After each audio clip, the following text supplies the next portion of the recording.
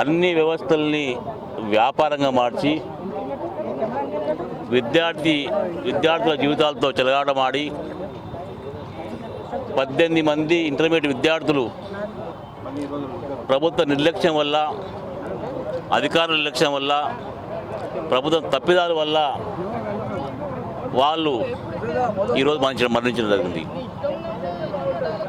అసలు ఈ రాష్ట్రంలో ఏ వ్యవస్థ కూడా స్వచ్ఛందంగా పనిచేయడానికి వీల్లేదు.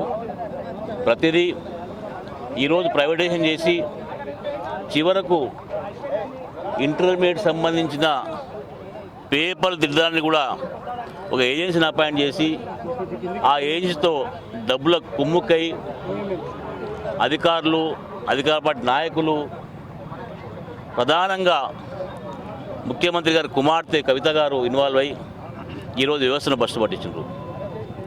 4 రోజులు 5 రోజులకెళ్ళి నడుస్తున్నా ఏం పట్టించుకోకుండా నిన్న చూచాయగా ముఖ్యమంత్రి గారు మీటింగ్ పెట్టి ఏదో చేస్తామని చెప్పి మాట్లాడడం సమంజసం కాదు. ఈ వ్యవస్థలో ఎవరి పని వాళ్ళు చేయాలి, వ్యవస్థ పకడ్బందీగా పనిచేయాలి. అటువంటిది ఈరోజు దాన్ని నీరు గార్చి అన్నీ తాని గుప్పట్లో పెట్టుకొని విద్యార్థి జీవితాల్లో విద్యార్థులు అనేది ఈ వ్యవస్థలో ఆస్తులు.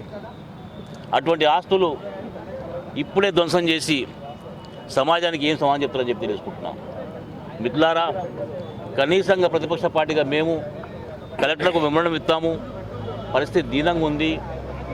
విద్యార్థులు తల్లిదండ్రులు బాధపడుతుండ్రు. దాన్ని దక్కించే అవసరం ఉంది.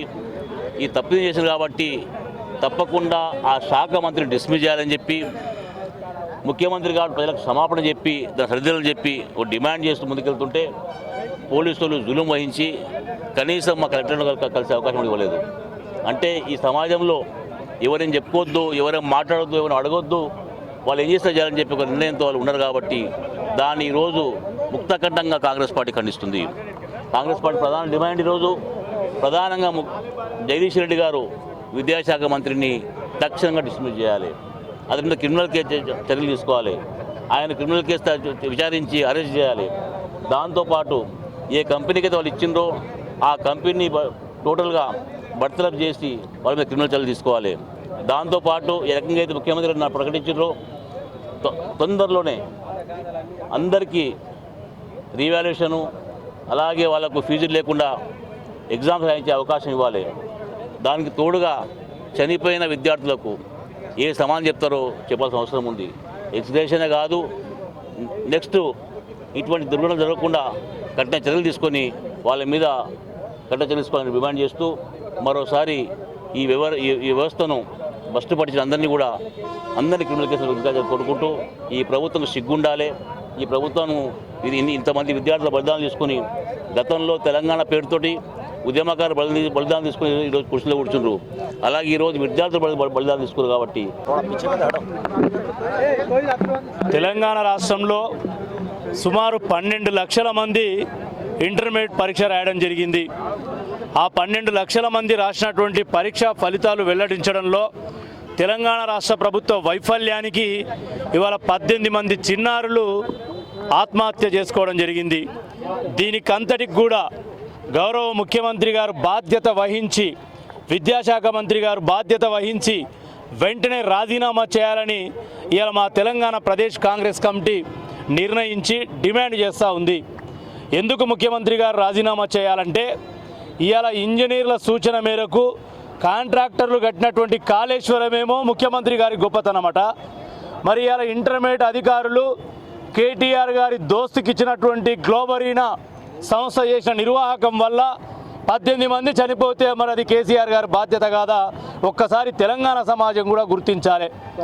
ఇవాళ 12 లక్షల మందిలో 20,900 మంది మా యొక్క మార్కులలో అవకతవకలు జరిగినాయని ఇంటర్మీడియట్ బోర్డు కాడికి చెప్పుకుందామని వస్తే అక్కడ వచ్చినటువంటి విద్యార్థుల తల్లిదండ్రులను అరెస్ట్ చేసినటువంటి పోలీస్ యంత్రాంగం ఇవాళ వారి పట్ల ఒక డిమాండ్ను తీసుకెళ్లి కలెక్టర్ల దగ్గరికి వెళ్తుంటే మా పార్టీని కూడా అరెస్ట్ చేయాలని చూడడం చాలా వరకు తప్పిదమైన చర్యగా నేను భావిస్తూ ఉన్నాను.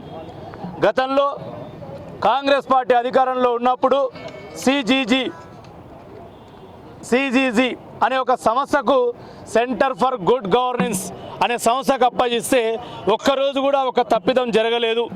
మరి అటువంటి సంస్థను తప్పించి కేటీఆర్ గారి స్నేహితుడైన జిఎస్ఎన్ రాజ్ ఆధ్వర్యంలో నడిచే గ్లోబరీనా కంపెనీకి ఈ యొక్క ఇంటర్మీడియట్ సంస్థను అప్పగించడం జరిగింది. మరి వారు చేసినటువంటి పొరపాటుకు ఈరోజు వేలాది మంది స్టూడెంట్స్ మార్కులు లేక ఇబ్బందులు పడి ఆత్మహత్యలు చేసుకుంటున్నారు. ముఖ్యమంత్రి గారు నేను ఒకటే కోరుతా ఉన్నా, 7 రోజుల కింద రిజల్ట్స్ వచ్చి మొదటి రోజు 3 విద్యార్థులు చనిపోతే మీరు కనుక అదే రోజు స్పందించింటే మిగతా 14 మంది ఈరోజు ఆత్మహత్య చేసుకునేవారు కాదు. సుమారు 18 మంది చనిపోయిన తర్వాత మీరు తాఫీగా వచ్చి ఇవాళ భరోసా ఇస్తుంటే ఎవరికి కూడా నమ్మకం కలగడం లేదు. హరికృష్ణ గారు చనిపోతే అర్ధ గంటలో వారి ఫ్యామిలీని ఓదార్చి కుటుంబానికి అండగా ఉంటా అన్న ముఖ్యమంత్రి గారు 18 మంది పిల్లలు చనిపోతే వారి కుటుంబానికి భరోసా ఇచ్చే తీరిక లేదా అని చెప్పేసి ఇలా తెలంగాణ సమాజం అడుగుతూ ఉంది. కాబట్టి విద్యాశాఖ మంత్రి గారు కూడా ఒక ఫెయిల్ అయినటువంటి విద్యాశాఖ మంత్రి. మీకు అందరికీ తెలుసు, 2014లో జగదీశ్వర్ రెడ్డి గారిని విద్యాశాఖ మంత్రి పెడితే 2016లో లండన్లో ఉన్న ఆయనకు తెలియకుండా ఆయన వీకేయడం జరిగింది. ఎందుకు వీకేసినని ముఖ్యమంత్రిని అడిగితే అసమర్థుడు, పని చేయలేకపోయిండు, విద్యాశాఖను సరిదిద్దలేకపోయిండు కాబట్టి తీసేసిన ముఖ్యమంత్రి మరి అదే వ్యక్తిని ఈ కొత్త ప్రభుత్వంలో ఎలా విద్యాశాఖ మంత్రి చేసిండని మేము ప్రశ్నిస్తూ ఉన్నాం.